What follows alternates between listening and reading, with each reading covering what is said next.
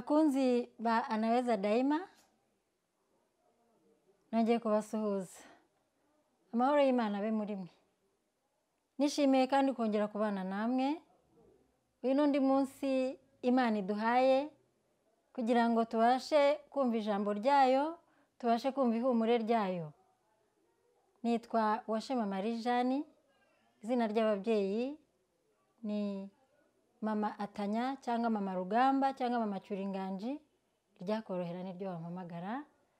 Reka tubane rero muri uyu mwanya mwiza, umwanya wo kumva ijambo ry'Imana kugira ngo twese hamwe duhabwe umugisha n'Uwiteka. Munyemerere twubahe Imana dusenge. Imana igira neza, Imana ifite ubutware n'ubushobozi. Nongeye kugaruka imbere yawe ngushima uyu munsi wongeye kuturemera Mwami, kugira ngo twongere kuganira nawe, twongere kumva ihumure ryawe, twongere kumva impuguro zawe Mwami, twongere kumva umubyeyi wacu atuganiriza. Data, sabiye umugisha abakunzi ba Anaweza Daima TV bakurikiye iri jambo ry'Imana, kugira ngo Uwiteka Imana yacu ubarebe neza kandi nyaguhora ku ngoma uduhana umugisha nabo. Iri jambo tugiye kumva rigira aho ridukura naho ritugeza. Urakoze ko wumvise gusenga kwanjye, senze nizeye mu izina rya Yesu Kristo Mwami wacu n'Umukiza. Amen. Haleluya. Bene data bakunzi ba Anaweza, mureke tuganire ijambo ry'Imana. Uyu munsi nahawe ijambo ry'Imana rigendanye no kwihangana. Umutwe w'ijambo cyangwa intego ni ukwihangana mu rugendo. Reka dufatanye gusoma ibyanditswe byera. Ni urwandiko rwanditswe na Yakobo, igice cya mbere, umurongo wa 2 kugeza ku wa 4, hanyuma turasimbuka tujye no ku murongo wa 12. Dusome.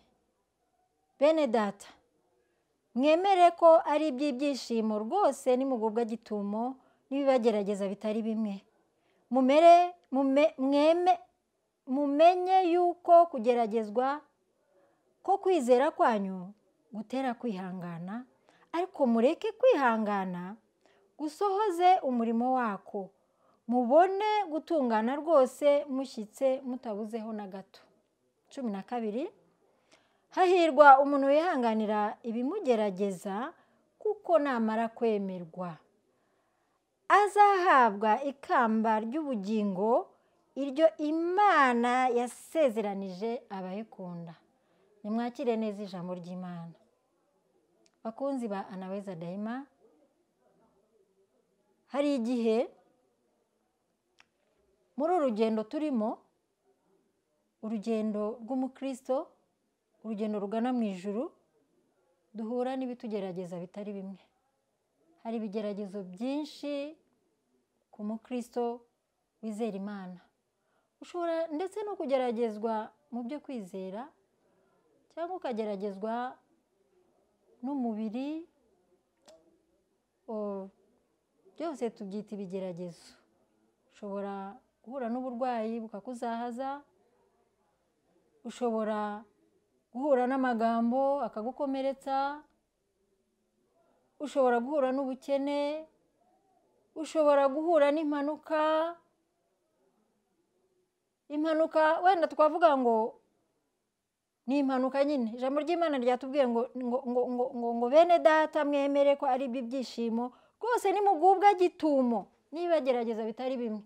Impanuka burya itugwa gitumo. Gusa n'ibigeragezo bisanzwe ntabwo umuntu aba abyiteguye. Hari igihe rwose uba wimereye neza, wumva nta kibazo ufitanye n'umuntu, ariko wajya kubona cyangwa wajya kumva ukumva ikigeragezo cy'amagambo kikugezeho, nacyo ni ukugubwa gitumo. Mwene data, humura rero, humura. Ibyo bigeragezo byose ntabwo bije Imana itabizi. Imana irabizi. Imana yacu kuko yaturemye izi nzira tuzanyuramo, byaba ibizadukomeretsa, byaba ibizatugwa neza, Imana ibibizi. Hari igihe rero tugera mu bidukomeretsa bikaducanga, tukabura pfo na ruguru, ugatangira kujarajaza umutima ukibaza ngo ibi bintu bimbayeho ni ibiki. Cyane kenshi iyo ufite ikigeragezo, ushobora kuba ufite ikigeragezo wenda kimwe cyakujeho, ariko wajya kubona ukabona n'ibindi biraje. Burya ikigeragezo gihamagara ikindi. Njyewe nkunda kuyita amashuri y'Imana. Niba ufite ikigeragezo ukabona n'ikindi kiraje, ntukibaze byinshi. Buriya ni isomo riba rishamikiyeho izindi nyigisho kugira ngo ubashe kwiga neza. Ikigeragezo ngewe nkita inyigisho, kandi inyigisho ryo gukomera mu byo kwizera. Ubushize twaganiriye ijambo ryo kwizera, gushikama mu kwizera, kumaramaza mu kwizera. Rero burya kwihangana bigendana no kwizera. Niba uguye gitumo wenda n'ikigeragezo runaka, iyo udafite kwizera uragwa. Iyo udafite kwizera wicira inzira. Iyo udafite kwizera unanirwa kwihangana, ukaba wanitotomba, ukabaza Imana uti Mana njyewe nagucumuye iki? Ese Mana njyewe? Kenshi twese iyo tuguye gitumo n'ibigeragezo nta ubura gutekereza gutyo. Ariko ndashaka kukubwira mwene data ngo ibyo byose ni amashuri Imana iba ishaka kunyuzamo umukristo w'ukuri, kugira ngo mu gihe gikwiye izamuremere amashimwe. Ahangaha ku murongo wa 12 haravuga ngo hahirwa uwihanganira ibimugerageza byose. Ibimugerageza kuko namara kwemerwa azahabwa ikamba ry'ubugingo Imana yasezeranije abayikunda. Ni ukuri ndashaka gusaba ngo mwene data, niba hari icyo Imana yakubwiye, niba hari icyo wavuganye nayo, gira kwizera wihangane. Wihangane kuko burya umuntu wihanganye, n'umunyarwanda yaciye umugani aravuga ngo wihanganye ngo atora icyabuze. Ihangane rero kuko dufite isezerano, kandi isezerano ndakuka, isezerano ryo kwiringira, isezerano ryo kwizera, isezerano Imana iduhaye. Irakubwira ngo urahirwa niba wihanganye. Haleluya. Ese ninde umuntu utakunda guhirwa koko? Umuntu uhiriwe ni wa wundi koko wumvira icyo Imana imubwiye. Ni wa wundi ushikama mu byo kwizera. Niba ushikamye mu byo kwizera, ikigeragezo kikaza kigutunguye, ndakubwiza ukuri, abandi uzabona kibagusha, ariko wowe uzahagarara wemye. Niba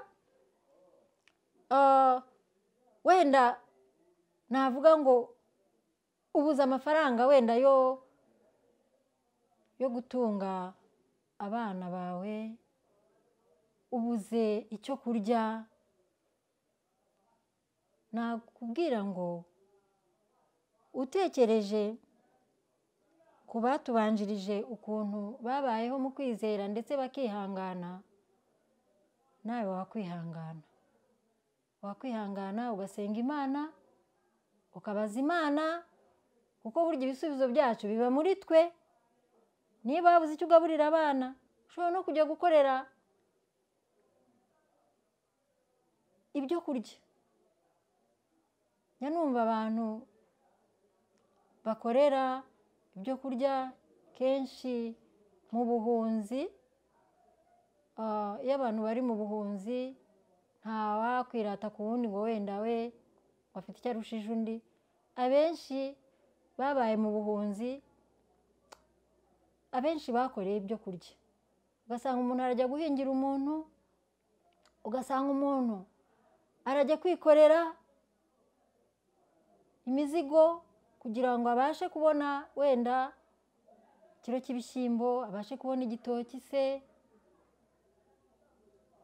Izo ni imbaraga ziba zikurimo, kuko niba ubonye ifunguro ry'umunsi wakoreye, ni imbaraga z'Imana zagukoreyemo kandi zakoreye muri wowe. Igisubizo cyawe rero kiri muri wowe. Ihangane, usenge, usobanuze Imana. Ese Mana, nkora iki kugira ngo iki kigeragezo mbashe kugisohokamo? Imana iguha ubwenge. Imana iguha ubwenge iyo waturije imbere yayo, wateye intambwe, wasenze, wakiranutse, utajarajaje umutima. Ndashaka kukubwira ko Imana yo mu ijuru iyi dusezeranye igasohoza. Burya no kwihangana niyo ibidufashamo, kuko ni data. Niba ari data, ibasha kudushyiramo umutima ukomeye, ibasha gufata umutima wacu ikawukomeza, noneho ntitubashe kumva amajwi atwihebesha y'umwanzi, ahubwo tukumva ijwi rya rindi riduha ihumure, rya rindi ritubwira ngo nzagutabara, rya jwi ritubwira ngo nzakugirira neza, rya jwi ritubwira ngo nzagukiza, nzakwigishiriza abana, nzakugaburirira abana, humura, nzakugeza ahantu hakomeye, nzakwicazanya n'abakomeye. Iryo jwi rero nutuza uzaryumva. Ibigeragezo duhura nabyo ni byinshi mu buzima, byinshi rwose, bisa n'ibituguye gitumo, ugasanga biziye icyarimwe, ariko nta handi twakura ibisubizo byacu. Ni ukwizera Imana no kwihangana. Iyo wihanganye ugera ku cyo Imana yagusezeranije. Iyo wizeye ugera ku cyo Imana yagusezeranije. Iyo ukiranutse ntujye mu byaha, amasezerano yawe arasohora. Imana yacu iduhana umugisha. Ihangane rero mwene data, niba ugeragejwe, ni ukuri wihanganira ibikugerageza. Niba hari n'ibikuguye gitumo, komera shikama, wizere icyo Imana yakubwiye ko izagisohoza. Imana yacu iratabara, kandi Imana yacu niyo kwizerwa ndetse niyo kwiringirwa. Urakoze gukurikira channel Anaweza TV. Urakoze kumva ijambo ry'Imana icyo rikubwira, kandi ni ukuri ndakwizeza ko nutega amatwi, nuba mu nzira iboneye yo gukiranuka, nawe uruhiriwe. Urahiriwe, kuko iryo kamba nawe urarifite ryo kwihangana. Kandi umuntu iyo yihanganye, igihe kiragera n'abantu bakabona ko koko yihanganye, kuko asingira ibigerageza Imana yamusezeranije, akaba mu mashimwe, agatura mu mashimwe. Mana Data wo mu ijuru, turagushimiye, turaguhimbaje kubw'ijambo ryawe wongeye Mwami Mana yacu kudushyira ku mitima, kubw'ihumure ryawe nyaguhora ku ngoma, kubw'inyigisho Databuja uduhaye muri uru rugendo, kubw'inkomezi uduhaye mu ijambo ryawe. Unyemerere rero Mwami Mana yacu, abakunzi ba Anaweza Daima bumvise iri jambo, Mwami Data, reka ijambo ryawe ribasohoremo, reka ibisubizo nyaguhora ku ngoma bategereje guhera aho wabibabwiriye Mwami, igihe kizagere ubibashyitseho, nabo Mwami bazagushime, bavuge kuri Imana ivuga ugasohoza. Ubahe kwihangana, ubahe ituze, ubahe gukiranuka, ubahe kukwizera, kuko ibyo byose nibyo bitugeza ku masezerano wadusezeranije. Urakoze ko wumvise gusenga kwanjye, senze nizeye mu izina rya Yesu Kristo, Umwami wacu n'Umukiza. Amen.